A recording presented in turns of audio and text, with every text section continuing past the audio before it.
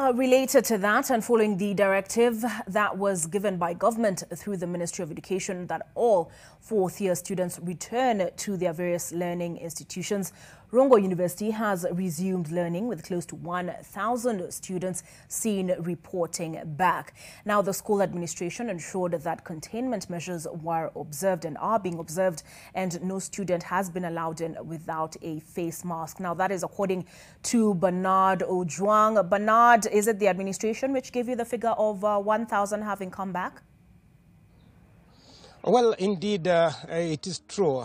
It is a process that many people are really waiting to see how it will be carried out. And of course, this was to ensure that all e-learning institutions to come out to help the government in observing the containment measures that are put in place by the Ministry of Health to help curb the spread of COVID-19 across the country. And of course, we are here at Rongo University. We came here very in the morning at the main entrance.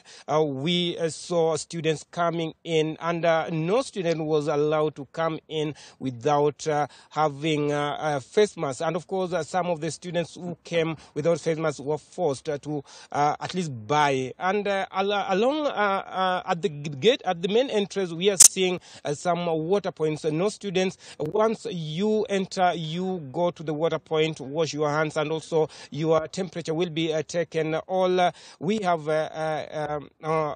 medical practitioners who are here to help the learning institutions do. And we will be talking now to the Dr. Oluoch, who will be telling us all the process. Remember, students have also started their examinations.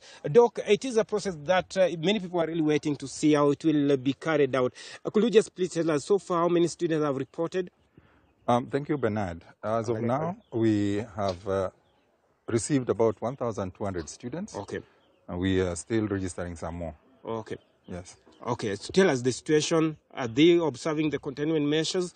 Of course, all the students are observing the containment measures. We have points across the gate just at the entrance where all students are supposed to wash their hands. Okay. And of course, all the other facilities such as tuition and administration and even across the hostels. Okay. So we have put measures to enable students to have hygiene and also observe social distancing. Okay, thank you. Yeah. Okay, before I come to you, I'll just speak to one of the students who just came. You came. Were you expecting this? Thank you, Bernard. My name is Karen Chalo, and I'm a student pursuing Bachelor's in Communication and Public Relations. Okay. Yeah, and I'm glad that my school, my expectations have been met because we have different water points around the school for us to wash our hands, and we expected to have face masks, and also where we'll be having our exams from, there's ample space, so we will observe social distancing. Okay. At the main entrance, could you just tell us the situation? Yeah, we have people measuring our temperatures when we walk in, and also different water points. Okay. Yeah, for us to wash our hands, of course. Okay, thank you very much.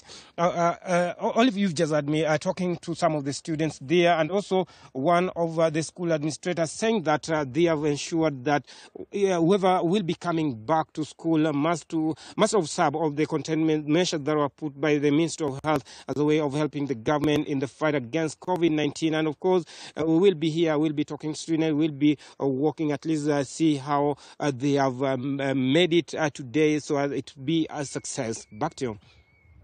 Thank you, Bernard. Bernard speaking to a very competent communication student there from Rongo University. Perhaps soon she'll be the one with the microphone. Now, we've taken a look at the reopening situation back to school in Nyeri as well as Rongo. Let's get a sense of what the Eldoret situation is. And Gabriel Kadaka is joining us now with an update. Gabriel, have the students gone back to school, the final year students?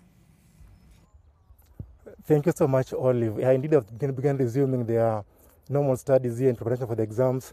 About 1,000 of them were supposed to sit for the exams in March, but was cut off after the pandemic of COVID-19. So from next week on Monday, they'll be here. They're here already preparing for the exams. And early in the day, we had a PS for State Department for Technical Training, Dr. Julius Juan, who was here in the morning to see how prepared they are. Currently, I'm now joined by the principal How are you, sir? Thank you. And I just want to say my name is Joseph Tsawe.